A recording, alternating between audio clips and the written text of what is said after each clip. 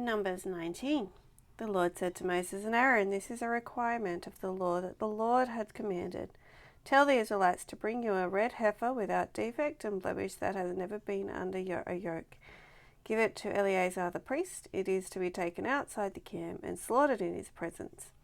Then Eleazar the priest is to take some of its blood and of his finger and sprinkle it 7 times toward the front of the tent of meeting. While he watches, the heifer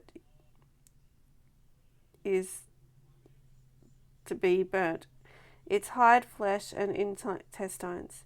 The priest is to take some cedar wood, hyssop, and scarlet wood and throw them onto the burning heifer. After that, the priest must wash his clothes, bathe himself with water. He may then come into the camp, but he will be ceremonially unclean until evening. The man who burns it must also wash his clothes and bathe with water, and he too will be unclean till evening. A man who is clean shall gather up the ashes of the heifer and put them in a ceremonial clean place outside the camp. They are to be kept by the Israelite community for use in the water of cleansing. It is for purification from sin. The man who gathers up the ashes of the heifer must also wash his clothes, and he too will be unclean till evening. This will be a lasting ordinance both for the Israelites and for the foreigners residing among them. Whoever touches a human corpse will be unclean for 7 days. They must purify themselves with the water on the 3rd day, and on the 7th day then they will be clean. But if they do not purify themselves on the 3rd and 7th day, they will not be clean. If they fail to purify themselves after touching a human corpse, they defile the Lord's tabernacle. They must be cut off from Israel, because the water of cleansing has not been sprinkled on them.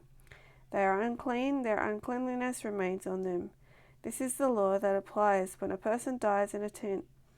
Anyone who enters that tent and anyone who is in it will be unclean for 7 days, and every open container without a lid fastened on it will be unclean.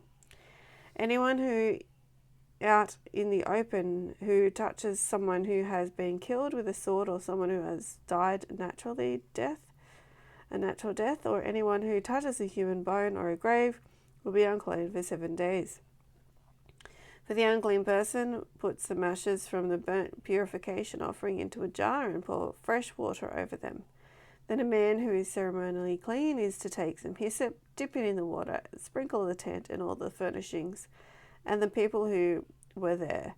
He must also sprinkle anyone who has touched a human bone or a grave, or anyone who has been killed, or anyone who has died a natural death. The man who is clean is to sprinkle those who are unclean on the 3rd and 7th days, and on the 7th day he is to purify them. Those who are being cleansed must wash their clothes and bathe with water, and that evening they will be clean. But if those who are unclean do not purify themselves, they must be cut off from the community, because they have defiled the sanctuary of the Lord. The water of cleansing has not been sprinkled on them, and they are unclean. This is a lasting ordinance for them.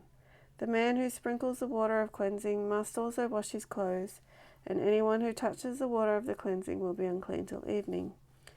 Anything that is unclean, an unclean person touches becomes unclean, and anyone who touches it becomes unclean till evening.